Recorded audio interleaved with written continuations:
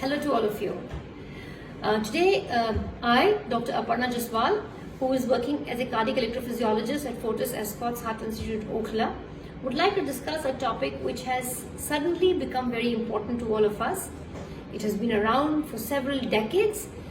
However, it is thanks to social media, thanks to the news anchors, that this subject is giving a lot of importance and all of us are seeing more and more. The topic is sudden cardiac arrest and sudden cardiac death.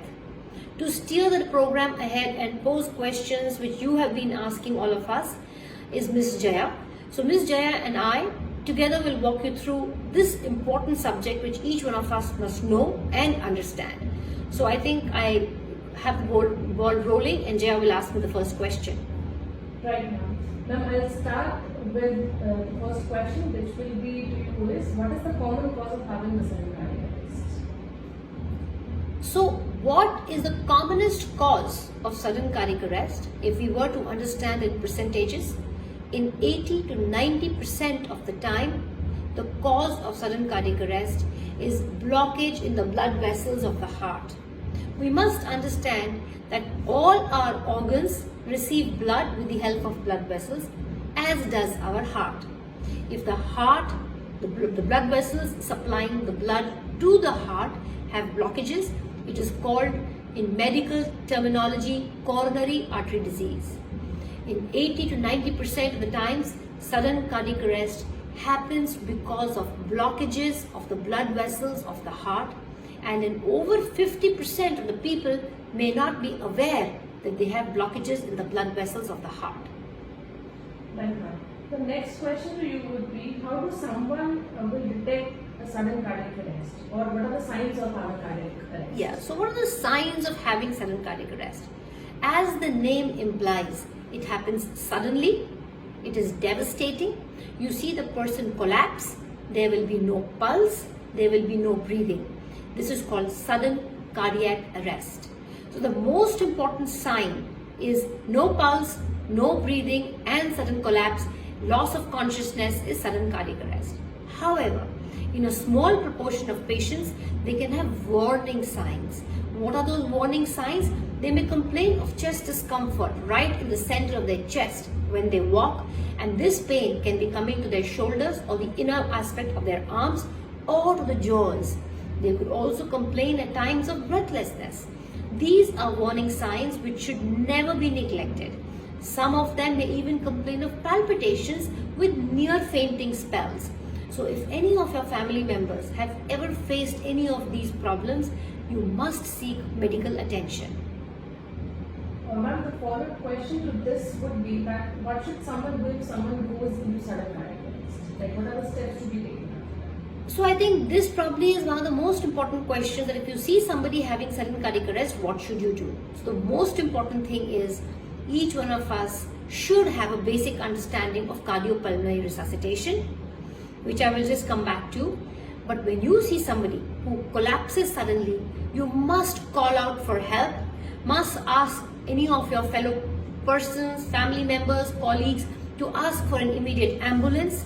And coming back to the first thing is, what should you do if you see a family member or a friend or a colleague having sudden cardiac arrest? The answer is cardiopulmonary resuscitation. What does that entail?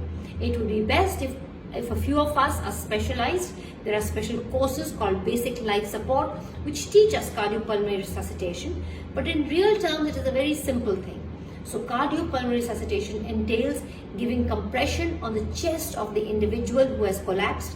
You must clasp your hands, straighten out your arms, place it on the individual's chest and give compressions as much as 100 to 120 times a minute. You must give effectual contractions wherein the chest wall actually compresses at least 2 to 2.5 inches. So that's called cardiopulmonary resuscitation. While one of you is doing this, somebody should shout out for help, call for an ambulance and immediately shift this individual to a hospital emergency room.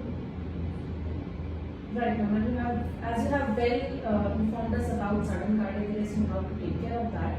So the next question to you would be regarding this only, that who all are basically at the risk of sudden cardiac arrest? As nowadays we can see that many famous personalities are also suffering from sudden cardiac arrest. Yes, we have seen celebrities, we have seen common men, we have seen our family members succumb to this entity called sudden cardiac death. So who is at risk of sudden cardiac death? We have to understand, as I first said, those individuals who already have disease in the blood vessels of the heart, those individuals who have risk factors to develop a disease in the blood vessels of the heart stand to be at the highest risk of sudden cardiac arrest. So who are those? Those of us who have high blood pressure, diabetes, smoke, have high cholesterols, have sedentary lifestyle, do not exercise, take excessive alcohol, and a combination of these factors puts us at a very high risk of developing disease in the blood vessels of the heart. There could be some people who already have disease in the blood vessels of the heart. They could have undergone procedures like stenting or a bypass surgery. In that subset, those individuals who have poor pumping of the heart, which is recognized on an echocardiogram, if the ejection fraction of the heart, that is the pumping of the heart, is compromised, plus you have a disease in the blood vessels of the heart, or you have any other disease of the heart, you are at a higher risk of succumbing to sudden cardiac arrest. You must talk to your doctor. Understand your individual risk of sudden cardiac arrest, because today we have special devices which can protect you from sudden cardiac death. Right now, as you are telling us that how dangerous is sudden cardiac arrest, so basically how can we prevent this having sudden cardiac arrest? All of us have an important role to keep ourselves protected from developing sudden cardiac arrest. It starts in our young adulthood. You must make sure that you exercise regularly. You do not develop lifestyle diseases like hypertension, diabetes, and poor cholesterols. You make an attempt that if you have these diseases, you look after them very well, keep your blood pressure under control, diabetes under control, your cholesterols under control, do not smoke and exercise regularly. So these are simple things that you can do to protect yourself from developing the disease in the blood vessels of the heart. Those individuals who already have diseased blood vessels, it's important that you talk to your doctor, your treating cardiologist, and understand that if you are at risk of developing sudden cardiac arrest, wherein your doctor may assess you by doing an echocardiogram or a 24-hour Holter, which gives us an idea whether you are at risk of sudden cardiac arrest. Once you identify your risk stratification by doing these, you can keep yourself protected either with drugs or with lifestyle changes or with some devices which we call implantable cardioverter defibrillators. Right, ma'am. Ma'am, after this, I would like to ask, like most of us will agree on this, that we have seen many scenarios where we have seen that cardiac arrest is happening when someone is sleeping. So what could be the cause of that? Yes, we have seen that cardiac arrest can happen at any point of the day. However, few are prone to develop it during sleep. It has been noted that during sleep we have some breathing changes. So during sleep we may develop what we call apneic spell. Some individuals breathe in a very different mannerisms, especially if they are obese, if they are very fat, during which an individual may develop an apneic spell, whereby there is a decrease in the oxygen saturation in our blood. That can pose an additional risk if the individual already has a baseline disease or a baseline process happening for developing sudden cardiac arrest. So they can be at a higher risk during their sleep of developing sudden cardiac arrest. Right, ma'am. The next question to you would be that how long does the brain stay alive after the heart stops?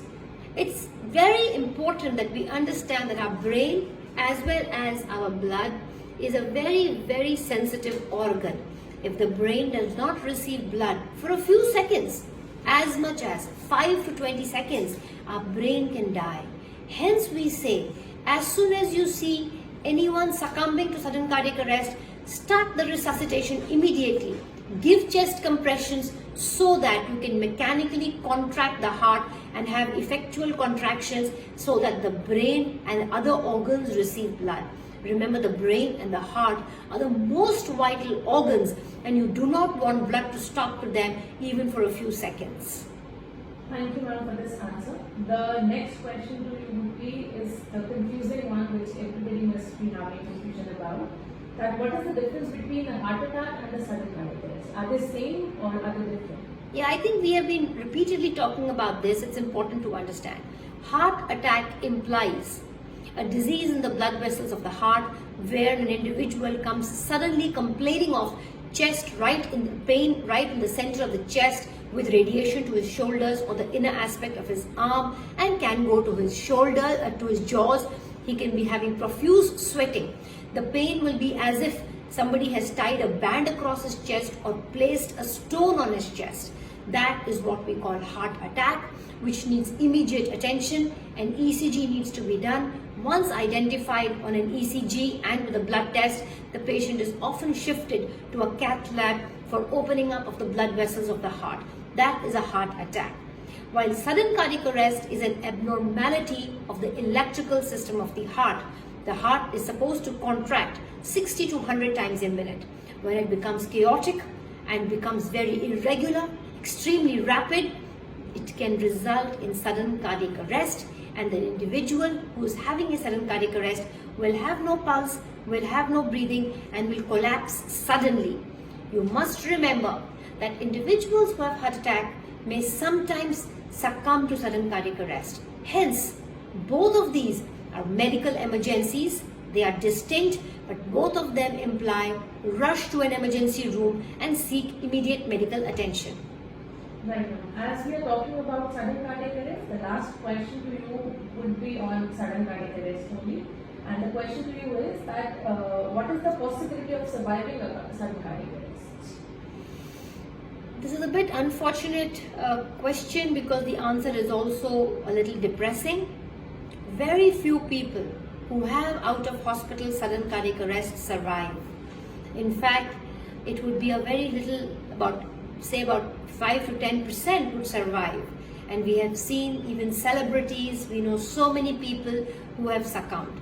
Thankfully, individuals who have sudden cardiac arrest in a hospital setting survive because we have medical attention, medical practitioners, we have nurses, we can offer them immediate support with defibrillators, and they survive. But we must remember that sudden cardiac arrest is something we all should know, should react immediately, try and keep ourselves protected by following healthy lifestyles so that we do not develop a disease in the blood vessels of the heart and do not succumb to this dangerous entity called sudden cardiac arrest. So ma'am, your take-home message for our viewers would be? My take-home message would be to those young adults: exercise regularly, follow a healthy lifestyle, eat healthy foods, do not compromise on getting yourself tested if you have high blood pressure or diabetes or poor cholesterol. Must look after this. And with this, I would conclude that take care of yourselves, get your numbers well, and stay healthy and keep yourself protected. Thank you and goodbye.